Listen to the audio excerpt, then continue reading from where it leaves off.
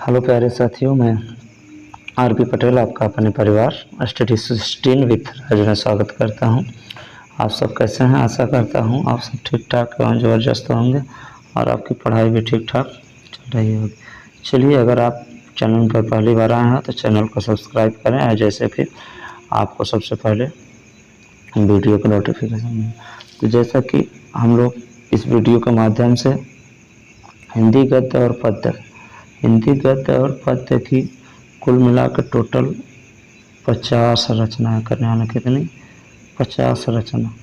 ठीक है बच्चों, आपकी वॉइस हमारी कैसी आ रही है ये कमेंट बॉक्स में कमेंट करके ज़रूर बताइएगा। चलिए, देरदारी न किए हुए वीडियो स्टार्ट करते हैं। चलिए, जैसे कि देखिए ये थंबनेल, गद्य और पद्य आज का लेक्चर नंबर 4 रहने हैं कि महत्वपूर्ण कितने 50 प्रश्न। कितने भाई? तो आपके प्रश्न रहने वाले हैं 50। हम लोग पूरा इस वीडियो के माध्यम से 50 प्रश्न करने वाले हैं। चलिए, आज का पहला क्वेश्चन, चलिए वीडियो स्टार्ट करते हैं। आज का पहला क्वेश्चन जो रहने वाला है, आंसू रचना के रचनाकार हैं। आंसू के रचनाकार हैं तो कौन रचनाकार हैं भाई? जयशंकर प्रसाद, राम कुमार वर्मा, महादेव वर्मा, सुमित्रा नंदन। तो आपका जो राइट आंसर रहने वाला है जयशंकर प्रसाद। चलिए आगे की तरफ चलते हैं। पल्लव में चित्रण किया है। पल्लव रचना में किसका चित्रण किया गया है?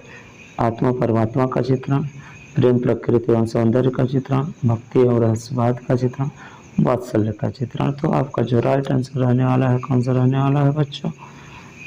ख नंबर, प्रेम प्रकृति एवं सौंदर्य का चित्रण। 2 का ऑप्शन नंबर बी। चलिए अगले तरफ क्वेश्चन तरफ चलते हैं। बहुत ही सुंदर रचना है भाई। देखिए, जो एग्जाम में कई बार पूछी गई, मेड़ का निर्माण फिर रचना की विधा है। किस विधा की रचना है? देखिए, मेड़ का निर्माण रचना की विधा कौन सी है?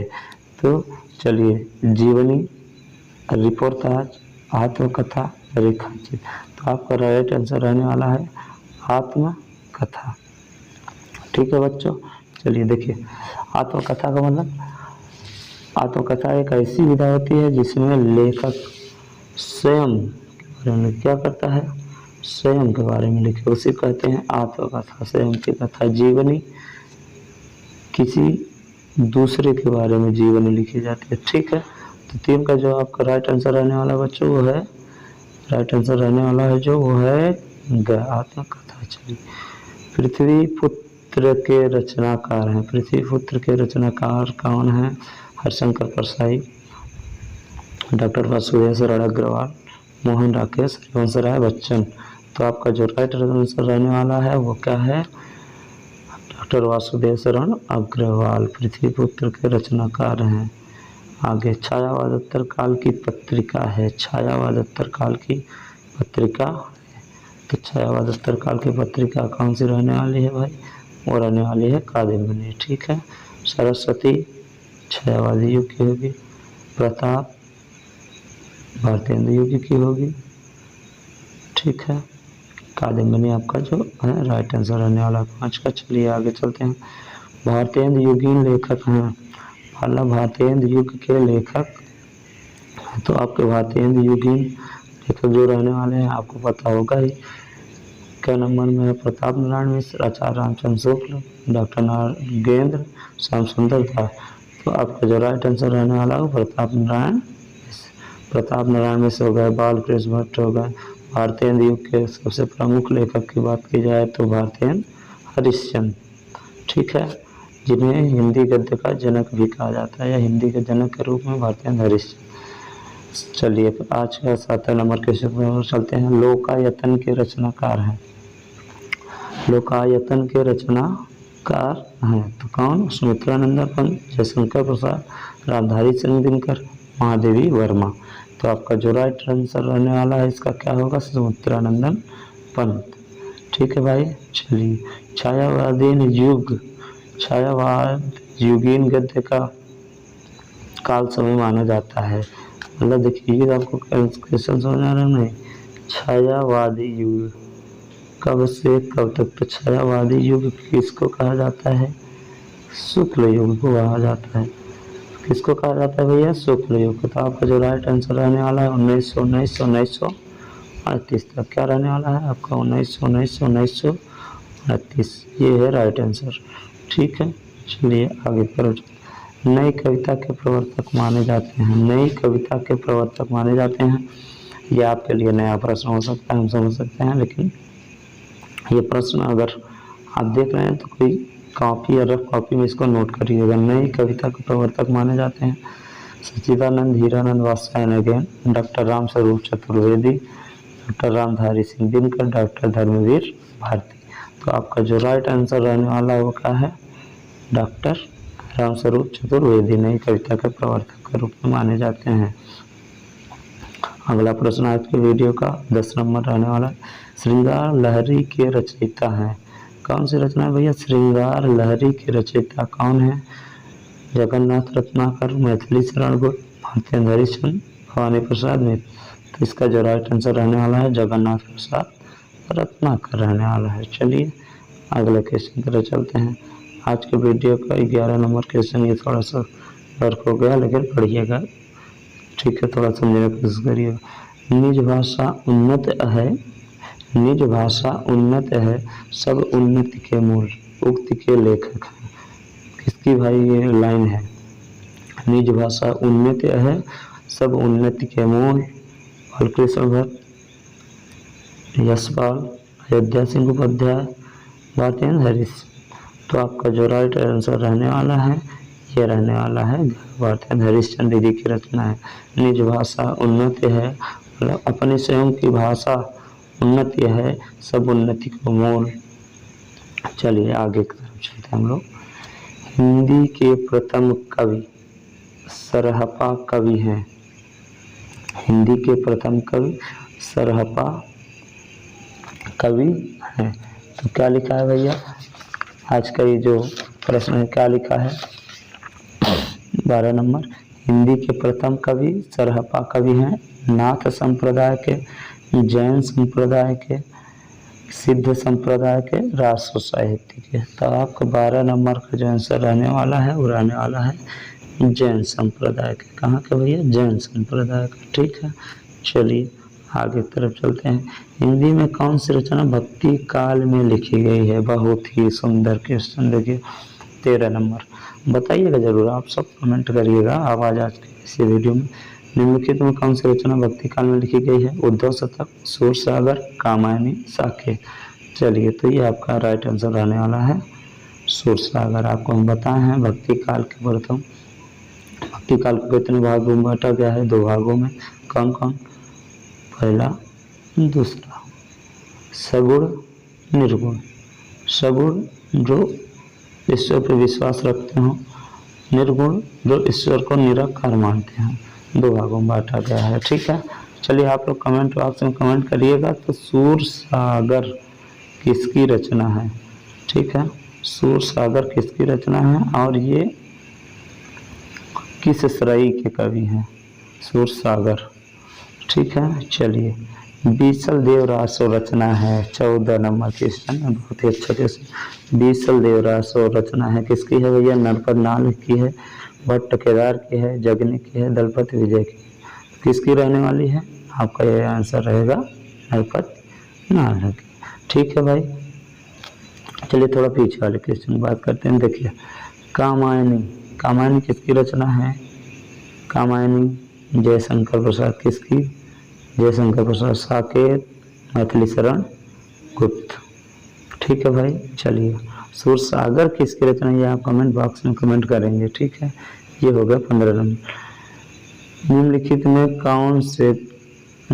में से कौन ज्ञानाश्रयी शाखा का कवि नहीं है? निम्नलिखित में कौन ज्ञानाश्रयी शाखा के कवि नहीं है? गोस्वामी तुलसीदास, नानक, दादू दयाल, कबीर। तो आपके कौन नहीं है ये पूछा है। तो ज्ञानाश्रय के ये आपके कवि नहीं रहने वाले हैं। कौन? गोस्वामी तुलसीदास। ये कौन है? रामाश्रय के। ठीक है, प्रमुख लेखक गोस्वामी तुलसीदास। उनका जन्म कब हुआ था? आप कमेंट बॉक्स में कमेंट करेंगे। उद्धव शतक किस काल की रचना है? देखिए बहुत ही अच्छा प्रश्न। उद्धव शतक किस काल की रचना है? तो किस काल की है? आधुनिक काल की है, भक्ति काल की है, आदि काल की है कि रीति काल का? तो जो इसका राइट आंसर रहने वाला है वो है आधुनिक काल। उद्धव शतक किस काल की रचना है? आधुनिक। चलिए आगे चलते हैं 17 नंबर के। हमारा जो 17 नंबर क्वेश्चन है, छायावाद की मुख्य विशेषता क्या है? छायावाद की मुख्य विशेषता क्या है? प्रकृति का मानवीकरण, युद्धों का वर्णन, यथार्थ चित्रण, भक्ति की प्रधानता। तो आपका जो 17 नंबर का आंसर रहने वाला है, 17 नंबर का आंसर जो रहने वाला है वो 17 का क्या? प्रकृति का मानवीकरण। छायावाद की मुख्य विशेषता है प्रकृति का मानवीकरण। ठीक है भैया, ये 2016 के एग्जाम में पूछा गया है। दीप शिखा का रचयिता कौन है? बहुत ही अच्छा। दीप शिखा किसकी रचना रहने वाली है? सूर्यकांत त्रिपाठी निराला, महादेवी वर्मा, सुभद्रा कुमारी चौहान, मैथिली शरण गुप्त। तो आपका जो राइट आंसर रहने वाला है वो कौन रहने वाला है? महादेवी वर्मा।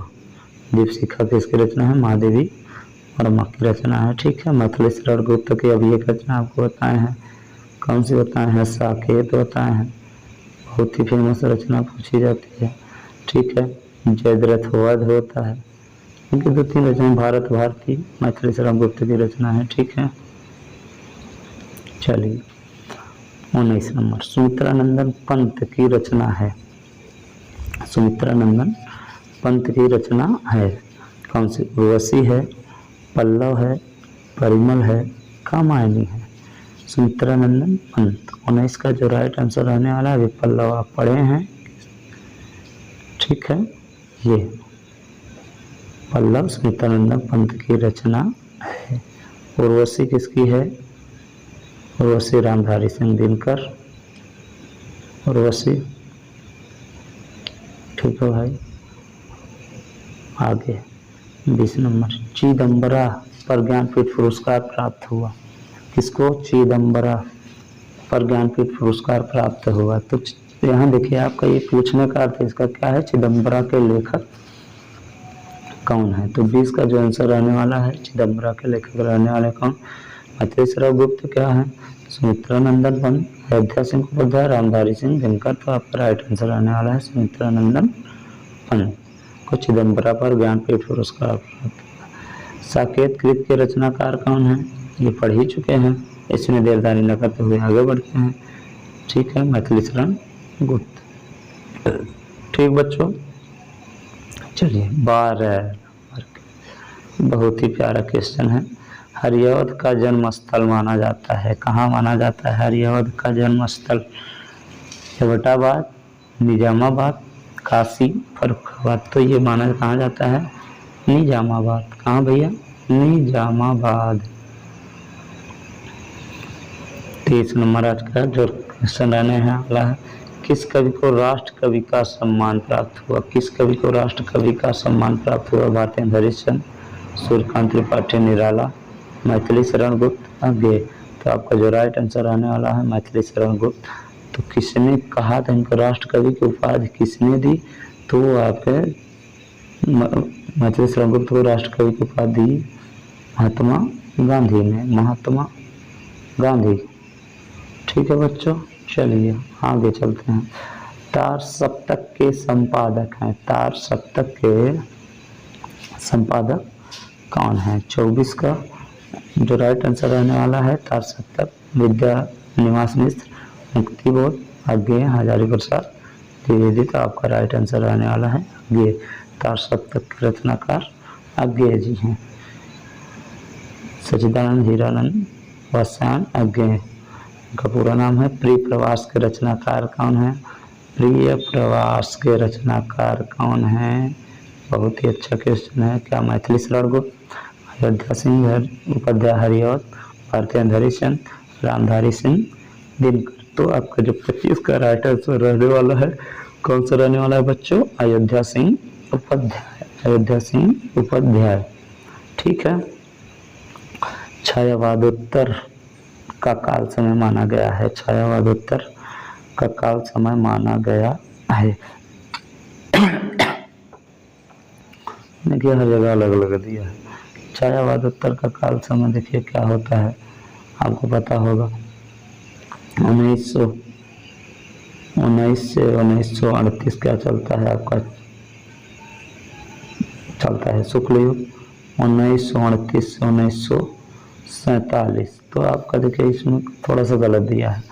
जो इसका राइट आंसर दिया है 1918 से 1938, लेकिन ये नहीं है, ये छायावादी का, छायावाद उत्तर युग पूछा है, तो आप छायावाद उत्तर युग का सीधा सीधा इसे समझ लीजिए। ऑप्शन में जाइए, ऑप्शन सबके सब गलत है, ऑप्शन चारों गलत है, ये इसमें गलत दिया है।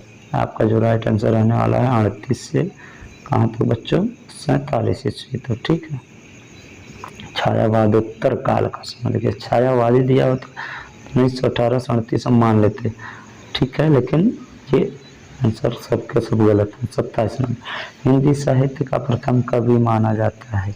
हिंदी साहित्य का प्रथम कवि किसे माना जाता है भाई? सुब्रपा, देवसेन, सरहपा, खुमार। तो आपका राइट आंसर रहने वाला है सरहपा। नई कविता युग की रचना है, नई कविता युग की रचना है, कौन सी रचना है? 28 ये प्रश्न है, नई कविता युग की रचना है तो कौन सी है भाई? यामा, खुशबू का शिलालेख, प्रलय सृजन, पुरुरवा। तो आपका जो राइट आंसर रहने वाला है यही है, नई कविता युग की रचना है पुरुरवा। ठीक है, चलिए अभी तार सप्तक के लेखक की हम लोग बात किए थे, तो तार सप्तक के लेखक कौन थे भैया? अज्ञेय जी थे, अज्ञेय। ठीक है, तो आप ये बताइए तार सप्तक कब प्रकाशित हुई? तार सप्तक पत्रिका कब प्रकाशित हुई? 29 का जो राइट आंसर रहने वाला है 1954, 1943, 1938 और 1936। तो आपका जो राइट आंसर रहने वाला है 19 का ख, 1943, 1943। ठीक है बच्चों, चलिए आगे तरफ चलते हैं। भारतीय हरिश्चंद्र द्वारा प्रकाशित पत्रिका, भारतीय हरिश्चंद्र द्वारा प्रकाशित पत्रिका कौन सी है? 30 का जो राइट आंसर रहने वाला है सरस्वती किसकी है? आपको पता होगा, बार बार हम बता रहे हैं, महावीर स्वामी महावीर प्रसाद द्विवेदी, महावीर प्रसाद द्विवेदी। कब से कब तक? 1903 से 1920 तक ये कार्यभार संभाले। तो आपका जो राइट आंसर रहने वाला है 30 का ग नंबर, 30 का ग नंबर रहने वाला है, 30 का ग नंबर, 30 का ग नंबर रहने वाला है, कवि वचन सुधा। ठीक है बच्चों, चलिए आगे चलते हैं देरदारी न करते हुए। रीतकाल की सर्वाधिक महत्वपूर्ण प्रवृत्ति है, रीतकाल की सर्वाधिक महत्वपूर्ण प्रवृत्ति है राजप्रशस्ति, श्रृंगारिकता, रीति, निरूपणता, नीति। तो आपका जो राइट आंसर रहने वाला है श्रृंगारिता रहना है। ठीक है, 31 का ख नंबर। ठीक बच्चों, चलिए बुद्ध रास के रचयिता हैं, बुद्धि रास के रचयिता हैं, कौन रहने वाले हैं? आसव, सारमूर्ति, शालिभद्र सूर्य, जिनधर्म सौर। तो आपका जो राइट आंसर रहना है शालिभद्र सूर्य। 33 बीसल देव रासों के रचनाकार कौन है? बीसल देव रासों के रचनाकार कौन है? क्वेश्चन रिपीटेड है, अभी पीछे आप पढ़ चुके हैं। बीसल देव रासों कौन है? नरपत नाल है, नरपत नाल है। ठीक है बच्चों, चलिए आगे चलते हैं। आदिकाल के रचनाकार हैं, हाँ बहुत ही अच्छा क्वेश्चन है। 34 नरपति नाल, अयोध्या सिंह उपाध्याय, केशवदास, नाभादास। तो आपका जो राइट आंसर है नरपत नाल आदिकाल के रचनाकार हैं। आगे हम चलते हैं, हम लोग यहाँ कौन सा किए हैं? 34 ये रहा आपके सामने 35 नंबर क्वेश्चन। हिंदी साहित्य के आदिकाल के लिए बीज वजन काल, बीज वजन काल नाम दिया। 35 नंबर जो आपका आंसर रहने वाला है, किसने दिया? रामचंद्र शुक्ल ने, महावीर प्रसाद द्विवेदी ने, राम कुमार वर्मा ने, हजारी प्रसाद द्विवेदी ने। तो बीज वजन काल दिया नाम किसने? महावीर प्रसाद द्विवेदी ने। आदिकाल के, ये आदिकाल के लिए उपनाम है। ठीक है, रामचंद्र शुक्ल ने क्या नाम दिया? आदिकाल का नाम किसने दिया? बताएं भैया रामचंद्र शुक्ल का इसमें क्या ही श्रेय है, ये आप कमेंट बॉक्स में कमेंट करेंगे, नहीं तो बाकी हम अगले वीडियो में बता देंगे आपको। ठीक है। विद्यापति के पदों में कहीं कहीं पुट है। 36 नंबर, विद्यापति के पदों में कहीं कहीं पुट है श्रृंगार का, भक्ति का, नीति का, प्रशस्ति का। तो 36 का जो राइट आंसर रहने वाला है वो क्या है बच्चों? भक्ति का। विद्यापति के पदों में क्या मिलता है? भक्ति। आदिकाल का वीर गाथा का नामकरण किया, ये देखो आ गया वही जो अभी अब आपसे प्रश्न हम पूछे हैं। 37 नंबर, हजारी प्रसाद द्विवेदी, राम कुमार वर्मा ने, आचार्य रामचंद्र शुक्ल ने, मिश्र बंधु ने। तो आदिकाल का वीर गाथा का नामकरण दिया आचार्य रामचंद्र शुक्ल ने। बीज वजन काल महावीर प्रसाद द्विवेदी, हजारी प्रसाद द्विवेदी क्या दिए? आदिकाल। आदिकाल नाम किसने किया? आदिकाल नाम किसने दिया भाई? हजारी प्रसाद द्विवेदी ने। तो आपका 37 का जो आंसर रहने वाला है वो रहने वाला 11 नंबर। लेकिन आपको हम बताएं आदिकाल नाम किसने दिया? हजारी प्रसाद द्विवेदी ने। अमीर खुसरो की चर्चा निम्नलिखित में किसमें है? अमीर खुसरो की रचना मतलब चर्चा निम्नलिखित में किसमें है? राहुल बैल, खालिक बारी, पाहुड़ दोहा, भविष्य तक का है। तो आपको जो राइट आंसर रहने वाला है खालिक बारी जी। सब देखिए नई रचना, जो आपको नई रचना मिला करें उसको नोट डाउन किया करिए। 39 नंबर, हिंदी की प्रथम रचना है। 39 नंबर, हिंदी की प्रथम रचना है कौन सी है? दोहा कोश, श्रावकाचार, पृथ्वीराज रासो, भरतेश्वर बाहुबली रासो। तो हिंदी की प्रथम रचना है श्रावकाचार।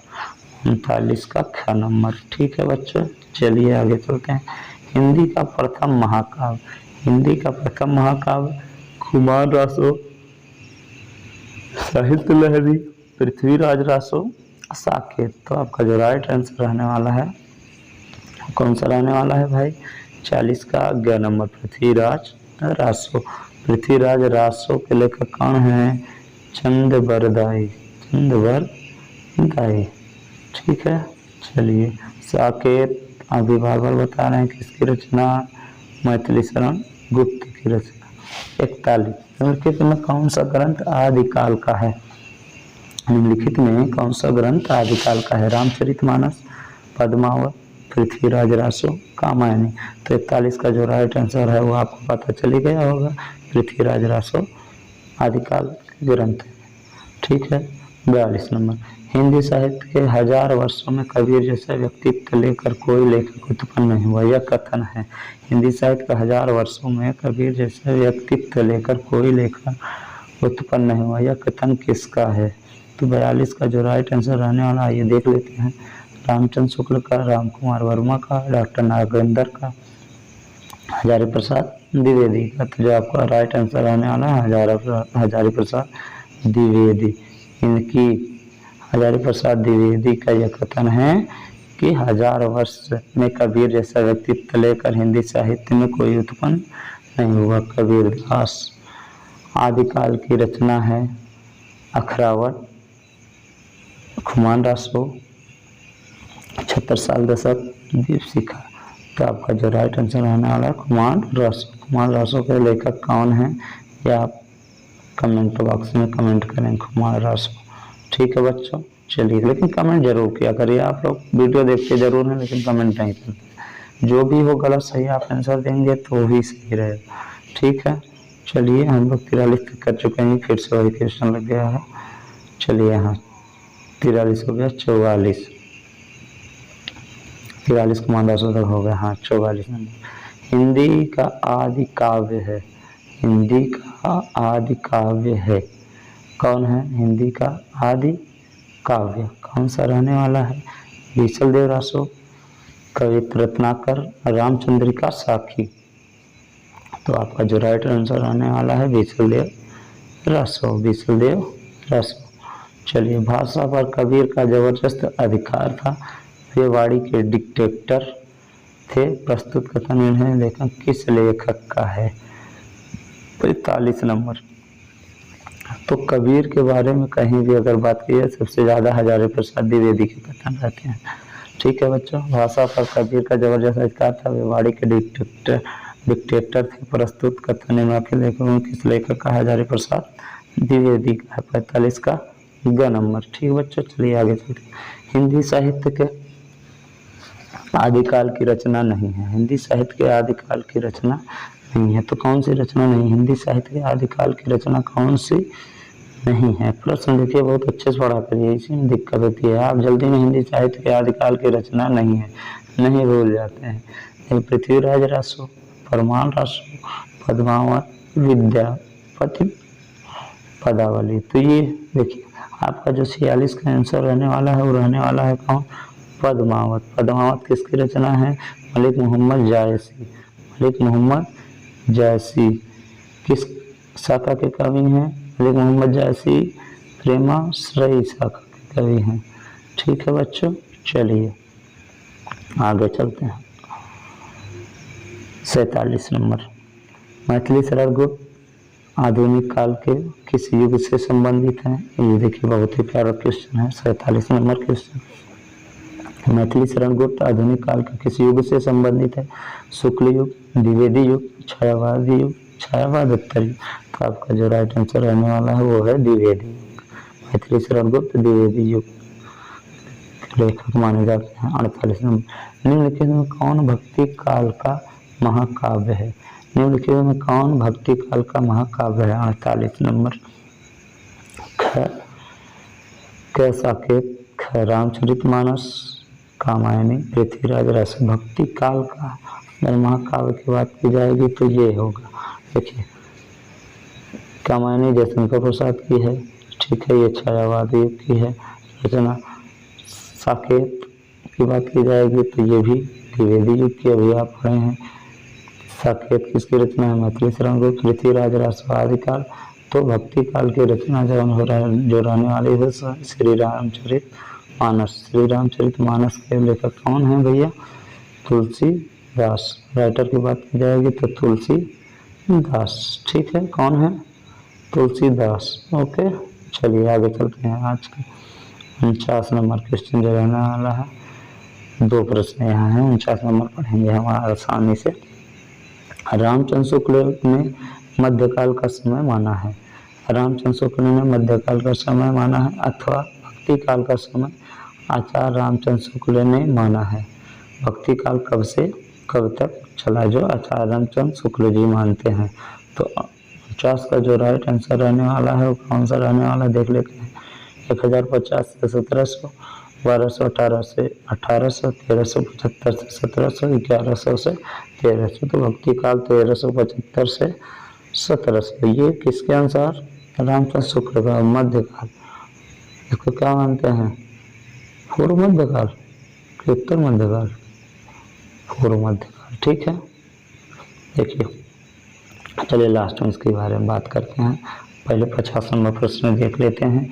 50 नंबर जगन्नाथ प्रसाद की रचना है। जगन्नाथ प्रसाद की रचना कौन सी रहने वाली है? वी पीछे पढ़ चुके हैं। उद्धव शतक। उद्धव शतक जो पढ़ चुके हैं उसमें समय नहीं लिया जाता। आंसू भी पढ़ चुके हैं। आंसू किसकी है? जयशंकर प्रसाद की है। ठीक है, चलिए, यशोधरा किसकी है? मैथिली शरण गुप्त की है यशोधरा। ठीक है, आगे अभी जो हम लोग बात कर रहे थे, हाँ देखिए, आदिकाल कब से कब तक माना जाता है? आदिकाल, आदिकाल कब से कब तक माना जाता है? 743 से 1343। ठीक है, आदिकाल के पास भक्ति काल 1343 से 1643, 1643। ठीक है, चलिए आगे। भक्ति काल के बाद कौन सा काल आता है? रीतिकाल। कौन सा? रीतिकाल। रीतिकाल कब से कब तक? 1643 से कहाँ तक? 1843। उसके बाद आदिकाल, आदिकाल ओ सॉरी आधुनिक काल। कौन सा? आधुनिक काल। आधुनिक काल, आधुनिक 1843 से अब तक। ठीक है, अब तक ठीक है बच्चों। वीडियो आपको कैसे लगा कमेंट बॉक्स में कमेंट करके ज़रूर बताइएगा। चलिए आज के लिए बस इतना ही, बाकी अगले वीडियो में मिलते हैं कल के। और देखिए कल का सबसे बहुत ही महत्वपूर्ण आपका प्रश्न वो रहने वाला है। कल हम लोग पढ़ेंगे रस, छंद, अलंकार। कल के वीडियो हम लोग पढ़ेंगे रस, छंद, अलंकार, परिभाषा, उदाहरण सहित रस, छंद, अलंकार, ये कल के वीडियो में टॉपिक रहने वाला है। ठीक है बच्चों, चलिए वीडियो यहीं समाप्त करते हैं।